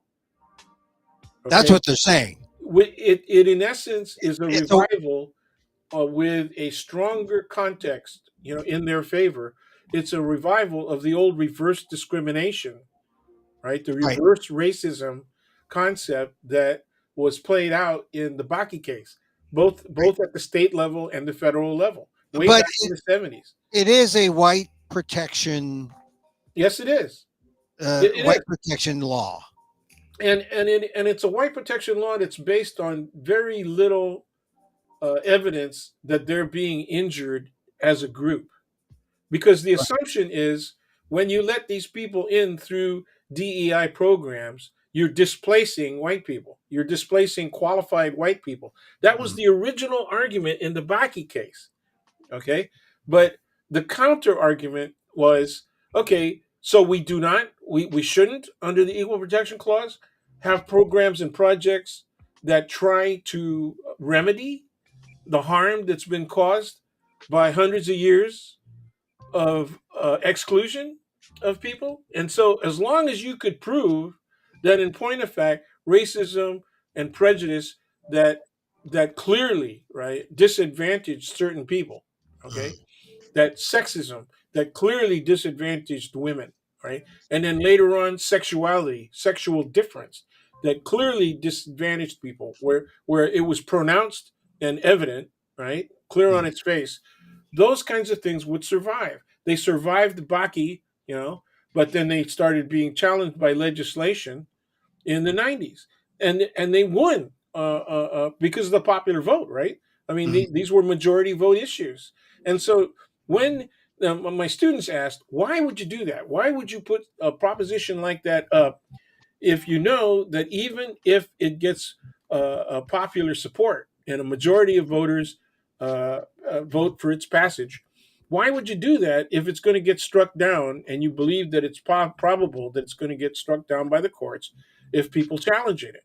And I said, because you get a clear reading of what popular opinion is on that stance, and they will move forward from there. They will develop a different proposition, and the next time that proposition will be informed to the benefit of the people who propose it, right?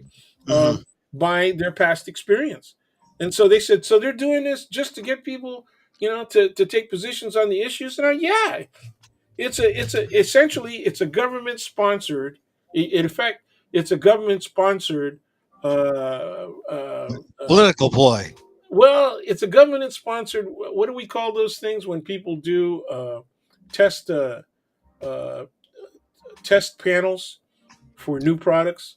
Oh, like RMD or RD, Yeah, yeah, and research so yeah, R and they'll D. they'll have yeah. I used to get called for those. Oh, yeah, it's a. They, Oh you know, they, yeah, they pay us $50, $100, $200. yeah. They look for a certain uh, a certain pattern. Of, Focus group. yeah, that's right, exactly. This is You know, they're doing. This is a political focus group, and that's and what they do. Essentially they got that same device is being used at a governmental level to find it. So even if the damn thing fails or it's struck down by the courts, it informs them on how to deal with it if they want to take it to court the next time. And that's yeah. exactly what they've done. But it's like it's almost like piling on. Do they have to do it? I mean, it's like Yeah. they This is already have this is affirmative action in the this is an past. absolute defense against the invasion of people of color where we're not supposed to be. See, the thing that I talked about in my classes was more and more of us, because of our level of education and our ability to adjust to changing patterns in American society, right? Is that we can now, in most instances, go toe to toe with white folks for the same jobs. The only place where we're underrepresented is at the top slots, right? At the CEO slots. The same way that women of every race and ethnicity are also underrepresented, but they're coming on strong and starting to take on more CEO positions. They're running for political office and winning, right? Mm, Mostly as Democrats and or independents, and those things pose a clear threat to the old misogynistic white male upper class. And so there clearly the competition is at hand. And right. that is the greatest threat, okay, that faces white American society as a group. This is they're looking at that and saying, wait a minute. I mean, look, I always make jokes when somebody comes up on TV or on the radio. We're on NPR, and then there's a new development, and it's a South Asian, right? Uh, MD or a PhD. Uh, it's a it's a Chinese immigrant, especially they have a slight accent, right? They're gonna get, and I go, don't they have any white experts in this in this field? Why do we keep saying all these people, man, with foreign accents and they're Chinese or whatever the hell? We can't even pronounce their names. They got like 52 syllables in their freaking name. Yeah, that Right. kind of thing, And right? they're anti DEI. Yeah, Ramaswamy. Yeah, Yeah. okay. Yeah, Yeah. Well, I mean, there are a number. New York Times wrote about a black guy from Colombia who's anti DEI. How can you be a person of color and anti DEI? it's really easy. You can say, "Look, I got mine through my own blood, sweat, and tears." That's Yeah. a Ward Connerly. Yeah. He Every admit, he when he was pushed, he had to admit that he was a beneficiary of an affirmative, at least initially, of an Sure. affirmative I action mean, we program. all were. We all were to a To a degree, but certain degree, yeah, yeah. to a certain extent, that's true. But what they're saying is, it's not fair. We should just have it meritocracy. I mean, because they want to go to meritocracy. The thing is, if you redefine it, meritocracy is what is meritocracy? Does that mean grades? Everyone has good grades, or That's I what mean, they say supposed to mean by yeah. fair and open criteria that has nothing to do with race or gender or anything. It's just objective criteria, right? Well, I mean, unless I mean, there's a move away from tests and Well, that's what testing. the Chinese. That's what the whole Chinese movement in Harvard was, Yeah, right? Is yeah, that they want? That's what they did at Lowell. That was yeah, the argument at Lowell. We yeah, want it to be merit based, merit only. And then, yeah. but then the mistake that they made was accepting the ruling by the court, where Harvard doesn't have to disclose who their admittees were.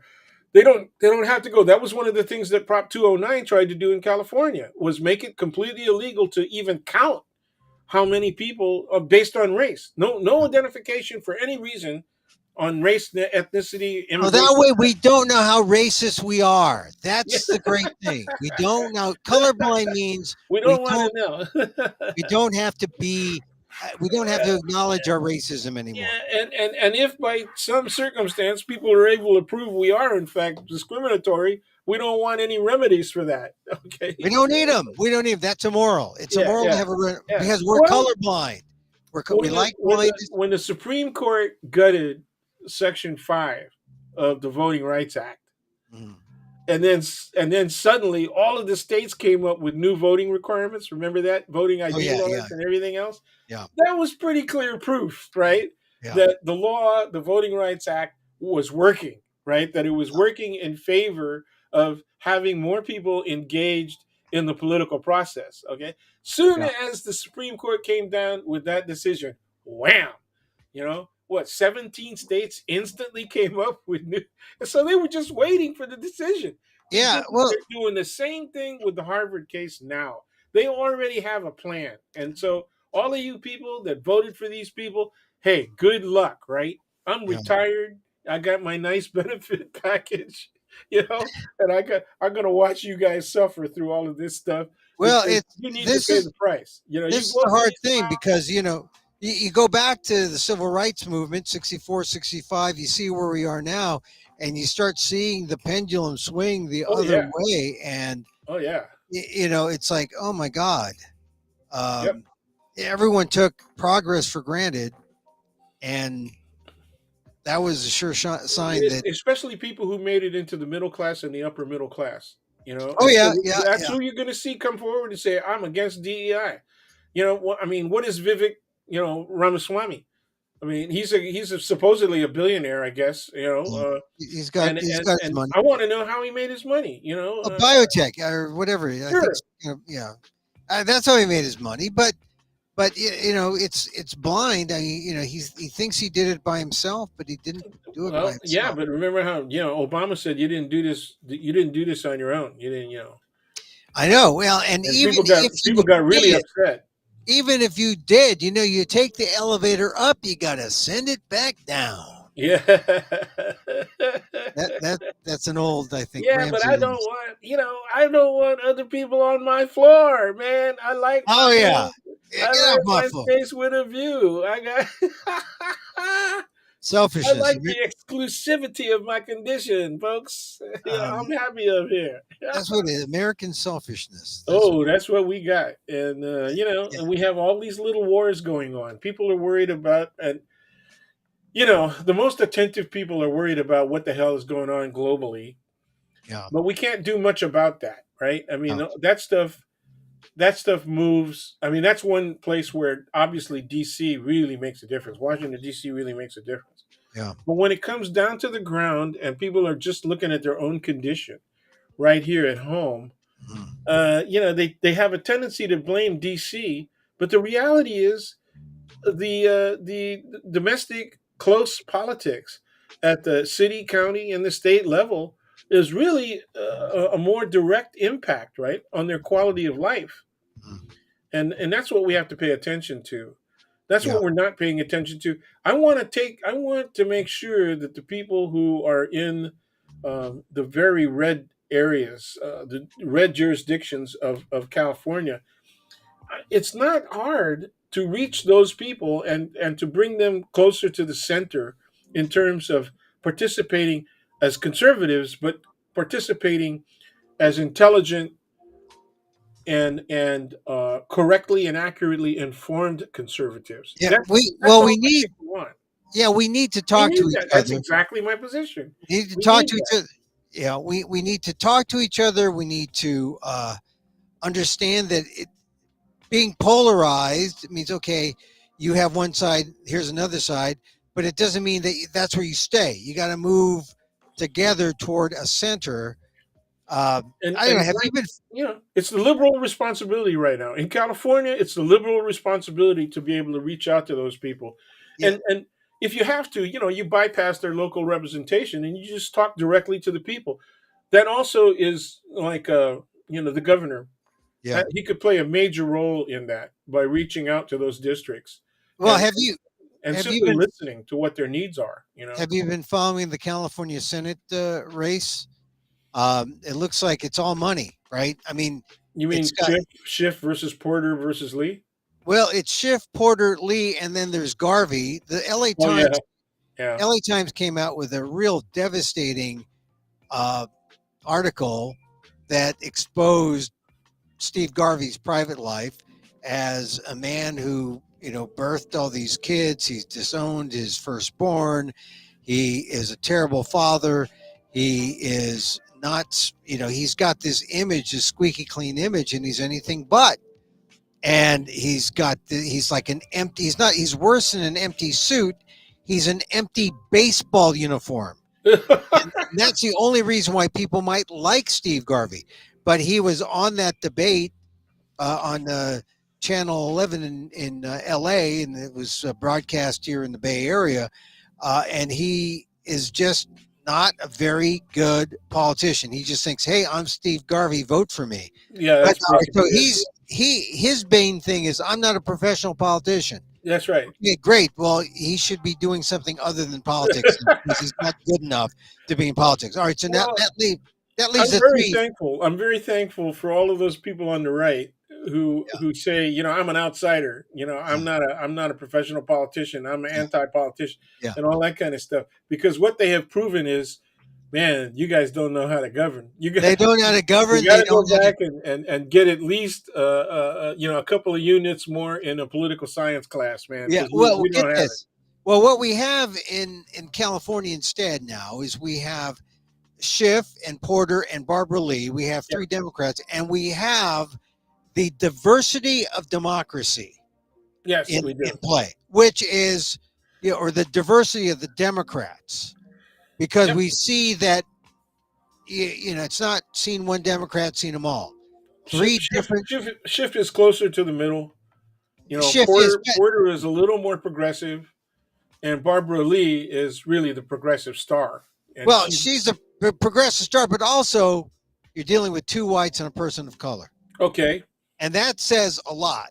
yeah, That says a lot about their constituency and how they view politics and how they view the problems. And you look at how Schiff, what he says is do his we main consider thing. him white because he's Jewish, right?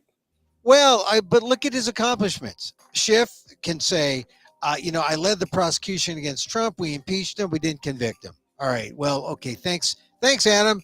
You got a lot of play. Yeah, we impeached the guy, but we didn't convict him. That's the Senate. That's the Senate's fault. But in terms of real accomplishments, he's good. He's a smart guy, but as far as other things that he's done for people, I don't know. For the communities, Yeah, you know, maybe he's a Democrat, but all right. Then you look at Porter, consumer advocate. She's not for earmarks. That's her big thing. But as Schiff and Lee say, hey, this is the language of government. And if it weren't for earmarks, we're not going to get anything for our communities. So, this is how we govern, and you can criticize it, but this is how we get money for our communities through yeah, earmarks. I agree with you. I agree with you. I don't. I If I were running her campaign, I would have made more. I don't know why she's doing the earmark thing because earmarks are a necessary element. It's you know, remember the old back scratching and log Yeah. rolling and all of those terms Yeah. that we I mean, learned when we were it, kids. it's This is part of the politics. political process. It's part of building compromise and all that. But Yeah. so that's important. But they should have just made the issue of congressional stock buying, right? Start playing. Yeah. Yeah, that they Now get to play. that's important, because more people. Extremely important. Yeah, more people are in the market now, but here's the thing: more rich people are benefiting, That's right. and if you're an insider, like some people who might get information coming their way. You hear it first. They Yeah, hear it first. yeah, I mean, when I was in law school, I raised that as an issue. They said when we were talking about insider trading, yeah, and I asked the professor, how many agents? I said we're entering the computer age, right? I was in law school between 74 and 77. yeah, So computers were now miniaturizing, and they were, Apple was getting ready to pop their first Macintosh, and so with IBM a couple of years behind, right? IBM Big Blue didn't hit the fan until what 80, 81, I think, but yeah. we could see it coming. And I remember the guy that established uh, Sharper Image. Oh yeah, yeah. That guy. Yeah, Rick. I Yeah, know. he was a schoolmate. He was actually, I think, a year ahead of me at the law school, and he would always have these great ideas about using computerization, digitization, and all that stuff. He was way ahead. I mean, he Yeah. would be sitting in the cafeteria Well, alone. well, well, look at this. Look at what's happening now. In the front page of the Wall Street Journal today, they make a big deal about uh, how Meta, Yeah, right? Meta sets first ever dividend as growth takes off. It's in like the prime position in a newspaper. And how many times within the last, say, in 20 years ago, when Meta was Facebook and people were saying, oh, this is great, Facebook, but how are they going to make money? There were doubts. right. That's right. How are you going to monetize it? Yeah. People think, oh, this is cool, but how are they going to? 20 years later, first ever dividend, they're like, 10 king of years the hill. later, 10 years later, it says Zuckerberg on the Yeah. biggest part of the General Hospital in San Francisco, right? Yeah. So I'm just saying that it's funny how but you would first hear about these things at the congressional level, and especially now with AI, right? You Yeah. hear Oh about man. what Musk's doing, what Nvidia, the chip that makes AI work, how they've exploded. And all right, so I agree that Katie Porter should have maybe focused on that rather than the earmarks. But other than that, Katie Porter is a consumer advocate, She is a nice, consumer advocate. pleasant. I say this with all due respect, a nice, pleasant white lady who is a consumer advocate, a progressive, and Well, it's not she's an helping. attorney and a professor, so Right, and she has this whiteboard. It says Katie Porter's whiteboard. she's No, got it. it's Katie Porter's white vision, and this is the problem. That's what's distinguishing Schiff and Porter from Lee. They're white. Lee is not, and Lee does not have the money to make her That's right. case. And so, why is it I'm in LA and I see all the ads? I'm in San Francisco, I see all the ads for Schiff and Porter. I'm I'm here in Northern California where this is Lee country, should be Lee country. I see nothing about Barbara Lee, nothing, and I'm sad because I have donated money, but it's not big chips. I'm kind of yeah, spreading it around. But yeah, yeah, I think I really feel badly about it. and Yeah, she cannot move up in the polls right now. The polls are Schiff, Porter, and Garvey duking it out, and then Lee far behind yeah. in single digits. It's sad because of all the politicians running. I think she is the most meritorious. I agree with you. She's She the has one taken that the strongest stances, sometimes solo, and they were accurate. Her the facts on which she was basing her position, the political outcomes that she was anticipating, were yeah all accurate. She was right on the money, she and she's yeah she and stood up to all that. she's carrying the experience of people of color. Yeah, She's not, she pays attention to all of us. She pays attention to everybody. but what buoys her up is the fact that she represents Alameda County, including Berkeley. That's what saves her from. That's what allows her to take such progressive outsider That's stands. true. But she's rewarded in her district. That's Right. not enough. She could do more for California. She's made that point. I mean, in one debate, Steve Garvey says, "Well, I went to the homeless and I talked to some homeless people and he tried he tried that kind of thing and everyone on the three Democrats really went after Garvey for that Yeah. kind of I walked among the homeless, so I know how bad they but only Barbara Lee had the reality or she had power in what she was saying because she was unhoused at one time in her life.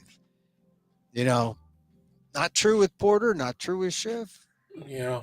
I hope things turn around for Barbara Lee because she has until what March, right? Super Tuesday. That's when they elect the top two run off. Yeah, it's a runoff. Yeah, the top two, and it looks like if things go the way they are, Schiff and Porter, when it should be Schiff and Lee. I hope that happens, and I hope Yeah. that Barbara Lee gets an infusion. Anyway, hey, Oh, we should Dan, mention one other thing. yeah, The former Republican House Leader McCarthy, former Speaker of the House, what's happening with him? he's got a revenge campaign on, and he's going after the 7 or 8 uh, clowns that got him pushed out, Oh, really? That's good. including the current Speaker of the House, Mr. Johnson. Well, So he's out, right? Bobert is high on his list. Gates Mhm. and Marjorie Taylor Greene, right? And So Kevin McCarthy wants to be a conservative Democrat. I don't know I mean, but his replacement's probably going to be an Asian American guy from Bakersfield, what's his party affiliation. Republican. That's what I thought. I mean, Kevin McCarthy is left, right? Is he, I mean, he's not in Congress anymore, right? No, he resigned. Yeah, He officially resigned. Yeah. So there's going to be an election, and the guy yeah, who's March in March. yeah, the guy who is ahead is an Asian American in Bakersfield. Maybe he has a shot. He had Probably. a South Asian name, I think. Yeah, I think Fung. I think anyway, he's an assemblyman, and he he was going to run for re-election in the assembly, I think, and then and then McCarthy left, and he said, "I want to run for McCarthy's seat," and then what happened? So they had to make a special ruling to allow him to pull out of the other race so that he can run for. Oh, it's Vince Fong. Vince Fong. Oh, okay. And there's a lot of Democrats. It would make it a lot easier if other Democrats, Harmesh Kumar, Yeah, Marissa that's the Wood, guy I was thinking of. There were a whole uh, bunch of people, and yeah, Kumar, yeah, was a Democrat. Kumar's Democrat, You got Vince Fong. four Republicans and three no party. Yeah. So look, I drive through Bakersfield. It's kind of a weird place. Bad air. Kern County has bad air. I hate to break this to you, man, but Yeah. everything in the Central Valley looks the same to me. You know. Oh, okay, come on. Bakersfield doesn't hold a candle to Fresno. I mean that. Yeah. Fresno Well, is it's okay. Okay, that's true. You know, yeah, Bakersfield's greatest claim to fame, besides being agricultural, is that you can see uh, you know where you're going over the coastal mountain range, oh man. yeah, It's a little the different. air. No, the air is not the greatest thing. The greatest thing is the Buck Owens Museum. Oh wow! Buck Owens is I'm gonna from have to check that out. Bakersfield. That's great. That'd Yeah, give me a good reason besides getting gas, right? yeah. You don't just get gas in Bakersfield. You got to stop at the Buck Owens Museum. Every Okay. time I've driven through there and wanted to stop by, it's been closed. But that's all Yeah. right. If yeah, if you could get cheap gas and go see Buck Owens and maybe Yeah. get a good burger, we're Burger. yeah. Actually, that's one of the things. They don't have good vegetarian food in Oh, that part of the Central oh, what Valley. a bummer. Yeah. Well, although you can get rice and beans, just don't put lard in the beans. Don't put lard in the beans. Don't butter Right, the right. rice. Rice and Yeah. beans. That's good. That's good. That's good. Just yeah, yeah, that was the other disappointing thing. We got to talk about that sometime. The disappointment is all of the plant based meats Yeah. have next to no nutritional value. That is not true. There is It's some like nutritional value. eating That the air. the problem with the plant-based meats, the fake meats, you'll get fake diabetes. That's the problem. That's terrible, man. Well, yeah. I mean, Well, I then eat all I'll have this to fake. pay for fake insulin. Yeah, I got all this fake meat. I got fake diabetes. So I went to my fake doctor, and he said, don't worry about it. Eat rice and beans. So That's terrible. yeah, but no, but it's true. You know, I will say this. I have cut back on fake meat so much that I've just gone to. There's nothing wrong with eating plants. Yeah, that's right. Nothing We wrong with just go eating. heavy on veggie. Yeah, Nothing wrong with eating tofu. I I'm like tofu. tofu. Well, Tofu. see the Tofu. Asian fake meat, and especially their fake seafood. Ah, soy. It's incredible. It is incredible. Yeah, Some if of the you stuff is so good yeah, that you do not miss meat. I'm if not kidding. There's if you this go great to place right yeah, on Kearney. Oh, remember the last time we ate down there? yeah. And Well, that was Ranch really good. 99. Huh? Ranch 99 will sell you the bean curd, Right, the skinny bean curd threads, right. and then you can crisp it up and make it seem like duck skin or something. Yeah, I mean, there are all sorts of ways. or shredded And shredded pork. yeah, Right, pulled pork. soy is. You ever Oh, all right. have you ever had your pork pulled? Well, yeah. Well, here's my tip for you. Here's my It tip. actually it felt rather good. Yeah. Well, yes. Yeah. Here's my tip for all you would-be vegans. These guys, I don't have a financial stake, but there's a company called Butler's Soy Curls. The Whoa. best fake meat, Butler's Soy. You can go to their website, order, tell them Emil sent you, and they'll say, "Who's Emil?" And but Where does it come from? Where does it come from? it's First of all.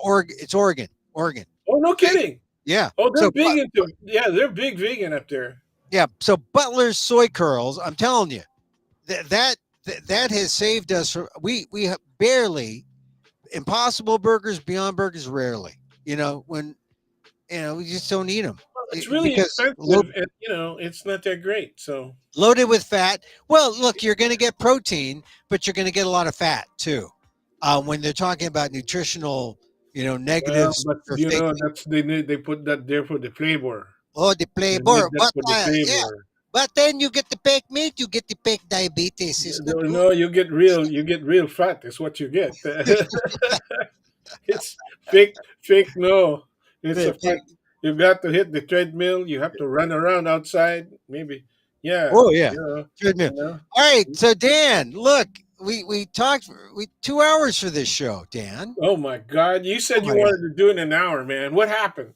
Well, we just got to. We haven't even talked about the 49ers, but they play next week. They play Yeah, it's next. another week away, so So we'll get ready. We'll get ready yeah. for that Well, conversation. I'm excited. They hadn't been in the Super Bowl in a long time. Well, no, they 4 hadn't years. won a Super Bowl, but they were Yeah, in the Jimmy they've been there a Garoppolo's. couple of times, but they lost both times. The last two times they were there, They should have won the Jimmy Garoppolo Super Bowl. They were they should ahead. have. That was a They were screw up. ahead. That was really a screw up. They That gave was that a one screw. away. Yeah, and I think they're going to win. I think they're going to win. Yeah, I've heard It's going some to be ridiculous close. scores. I've heard some ridiculous predictions. I think it's going to be tight. It's all going to come down to our defense and Yeah. how if they can stop the famous Mahomes. All right. So I have Seaweed the Otter here. All right, He's cool. gonna he's gonna The make a Otters are prediction. making a comeback, man. They're setting them up all over the place, up and down the coast. Oh, really? Yeah. I Yeah, like yeah. There's a reclamation project for otters.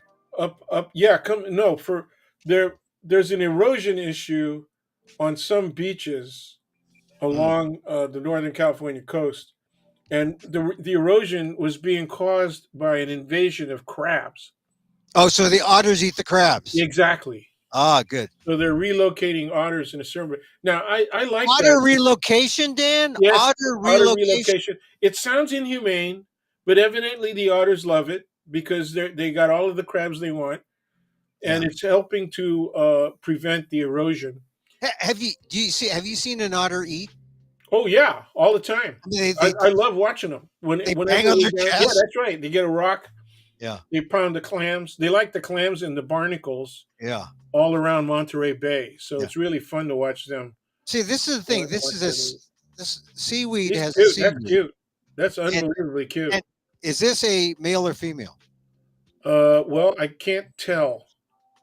How about now? Okay, I can't tell. If it's like that, and that's supposed to be a gender specific representation, I guess it's a female. Not well. It's inadvertently anatomically correct. I found out that doing my Beanie Baby research, seaweed the otter is a her. So don't misgender seaweed.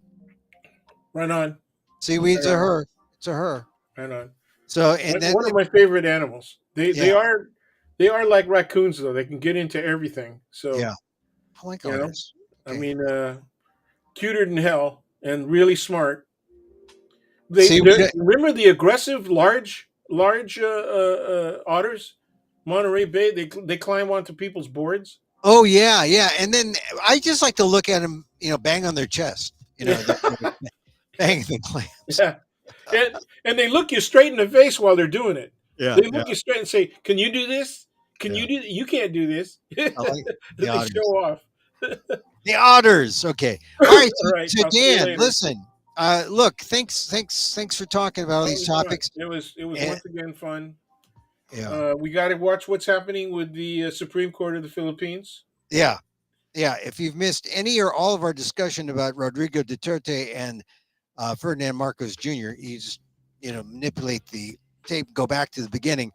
But once again, good insight from the professor. I look forward to more talk next week when we talk about you do your Supreme Court research. I don't. There's still a lot of bad stuff in the Philippines. I Oh don't yeah. know. I don't know if I'd go back right now. I don't know if I'd want to go back right now.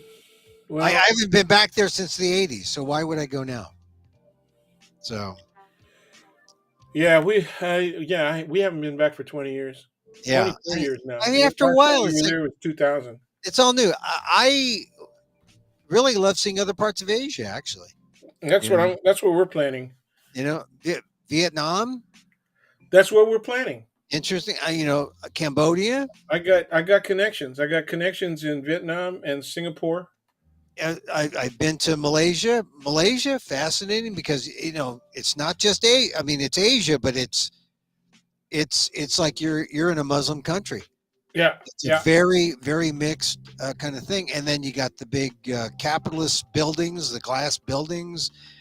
Um, no, fascinating place, Malaysia. I didn't make it to Singapore, but Singapore would be interesting. Hey, did you see the TikTok guy? Uh, yeah, yeah, he, yeah. he got That grilled. was- what idiots, man! The Republicans kept. Have you ever been a member of the Communist Party?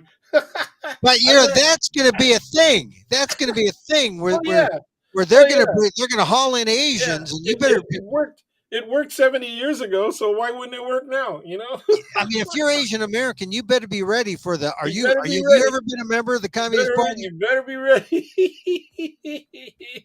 Man, I mean, I saw that and I said, "Wow, this is the I have your McCarthyism." information that you were a radical and that you were once a member of the Third World Liberation Front, San Francisco State. Yeah, that's true.